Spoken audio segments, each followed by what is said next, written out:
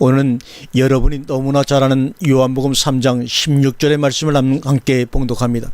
하나님이 세상을 이처럼 사랑하사 독생자를 주셨으니 이는 저를 믿는 자마다 멸망치 않고 영생을 얻게 하려 하심이니라. 아멘. 이 본문의 말씀을 가지고 독생자를 주셨으니는 십자가의 죽음인가라는 제목으로 함께 은혜를 나누도록 하겠습니다. 독생자를 주셨으니는 십자가의 죽음인가? 아마 본문의 말씀을 모르는 사람이 없을 정도로 잘 알려진 성경 구절입니다. 그러나 이 말씀만큼 잘못 알려진 말씀도 흔치 않기에 오늘 본문으로 함께 은혜를 나누고 깨우침을 받기를 원합니다. 왜냐하면 하나님의 세상 사랑은 독생자를 주신 것인데 그것은 바로 예수의 십자가 죽음으로 이해되어지고 있기 때문입니다. 이 말씀을 그런 식으로 풀기 때문에 십자가에 못 박혀 죽으신 독생자를 열심히 믿고도 영생을 얻지 못하고 그만 바깥 어두운 데 쫓겨나 슬피 울며 이를 갈게 됩니다. 마치 어떤 사람이 열심히 율법을 지키고도 영생을 얻지 못한 것처럼 말입니다. 그러면 도대체 무슨 소리를 하고 있는 거야? 하고 펄쩍 뛰시겠지만 왜 그런가 하나하나를 인내를 갖고 한번 살펴보시길 바랍니다. 첫 번째, 그러면 영생이라고 하는 것이 무엇인가? 이것을 먼저 한번 우리가 깨달아 보겠습니다. 사람들은 영생을 영원히 오래 사는 것으로 생각을 합니다. 그러나 진정 묻고 싶습니다. 참으로 오래오래 죽지 않고 사는 것이 그리 좋은 것인가? 아니, 여호와의 증인들이 주장하는 그런 극락의 지상 천국이 이루어진다고 해도 말입니다. 삶의 만족이란 환경에서 오는 것이 아니라는 것쯤은 경험이나 선진국들의 예를 통해 익히 알고 있는 바입니다. 양이나 조건에서 오는 것이 아니라 삶의 질입니다. 청산가부가 되어 독자 아들을 금지 오겹으로 키우는 보람으로 온갖 고생을 겪으면서도 고생을 모르고 재미있는 삶을 사는 사람이 있는가 하면 외형적으로는 더 바랄 것이 없는 환경 조건에서도 불행하게 짝이 없는 지옥생활을 하는 사람 또한 적지 않은 것이 현실입니다. 성경이 말씀하는 천국은 환경적인 천국이 결코 아니며 역시 성경이 말하는 영생도 영원히 오래오래 사는 그런 영생도 아닙니다. 예수님은 이 땅에서 천국의 삶을 살다 가셨고 영생의 삶을 사신 분입니다. 그렇지 않다고 할 자 아무도 없을 것입니다. 그런데 그분의 삶이 환경적으로 호조건이었습니까? 그분이 오래오래 죽지 않고 살 수 있었는데 십자가에 못 박혀 죽었기 때문에 그분의 영생이 실패한 것입니까? 아니지 않습니까? 사람들이 상식적인 문제를 믿지 않기 때문에 지극히 상식적인 말이 길어졌습니다. 본론으로 들어가 보겠습니다. 저를 믿는 자는 영생을 얻게 하려 하심이라. 흔히들 이 말씀을 이런 식으로 이해하고 있습니다. 십자가에 죽으신 독생자를 믿으면 앞으로 영생을 얻는다고 말입니다. 그러나 원문은 저를 믿는의 믿는은 현재 분사로 영생을 얻게는 현재 동사로 되어 있습니다. 무슨 말이냐면 현재 분사로 지금 저를 믿으면 지금 영생을 얻는다는 말입니다. 여기서 얻다의 에코는 가지다 소유하다는 말인데 고로 직역하면 영생을 소유하게 하려 하십니다 입니다. 영어 성경들은 한결같이 해부를 쓰고 있습니다. 다만 우리말 성경만 현재인지 미래인지를 명확하게 분간할 수 없을 뿐입니다. 영원히 사는 것이 아니라 영생을 지금 즉 믿는 그때부터 얻고 가지고 소유하게 된다는 것을 말씀하고 있습니다. 그러면 영생은 무엇인가? 저를 믿는 애 저입니다. 저가 누구입니까? 생명 곧 영원한 생명이십니다. 그분이 누구라고 하는 것은 말씀을 드리지 않아도 그리스도라는 것은 알고 계실 것입니다. 두 번째, 멸망치 않고와 영생을 얻게 시제의 차이점입니다. 두 동사의 시제의 차이점이 원문 성경에는 분명히 구분되어 있습니다.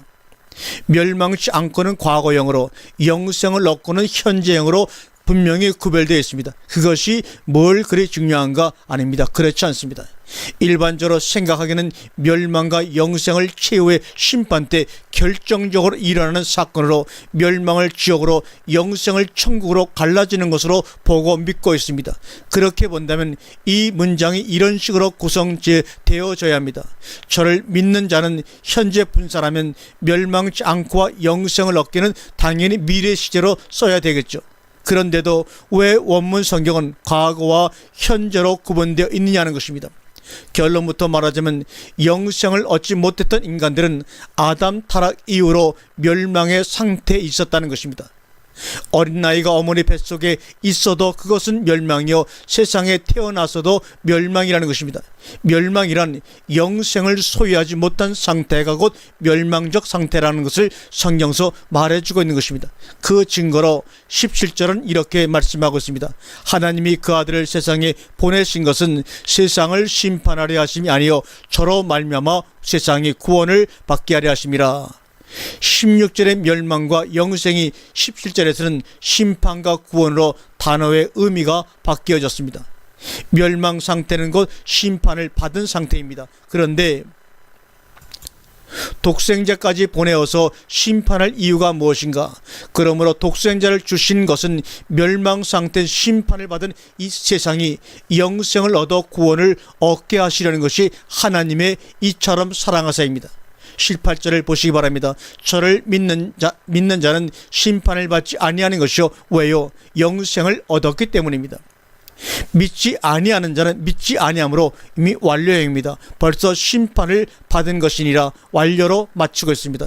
지금 믿음으로 현재 분사합니다. 지금 심판을 받지 아니하는 것이요, 지금 믿지 아니함으로 과거에 믿지 아니한 상태가 지금까지 계속된 것이므로 벌써 심판이 현재까지 그 시효가 계속된다는 것으로 해서 완료형으로 표현하고 있습니다.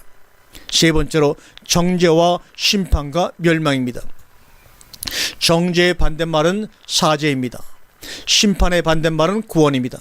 멸망의 반대말은 영생입니다. 그래서 16절은 멸망과 영생을, 17절과 18절은 심판과 구원을, 19절은 정죄를 말하고 있습니다. 그런데 정죄, 심판, 멸망은 과거로부터 지금까지 계속되어 오는 것이요, 그렇기 때문에 언제라도 지금 저를 믿기 시작하는 때부터 바로 영생을 얻고 바로 구원을 받고 바로 사죄함을 받는 것입니다.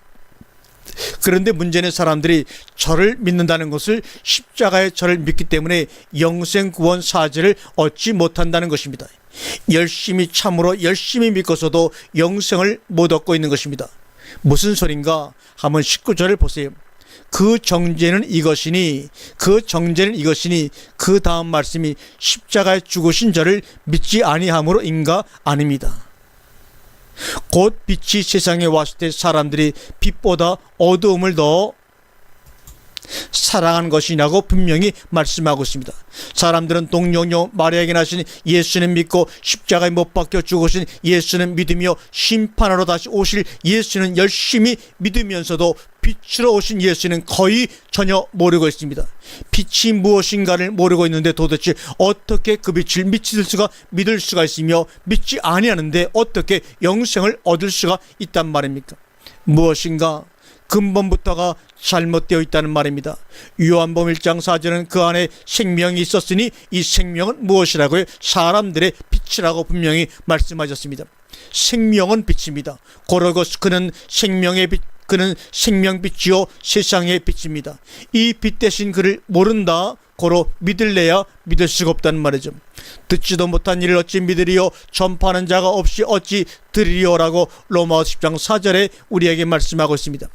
마태복음 24장 27절은 인자의 임함이 번개가 번쩍임 같다고 기록하고 있습니다. 그러므로 사람들이 그리스도가 광야에 있다 하여도 나가지 말고 골방에 있다 하여도 믿지 말라고 하신 것입니다. 아멘.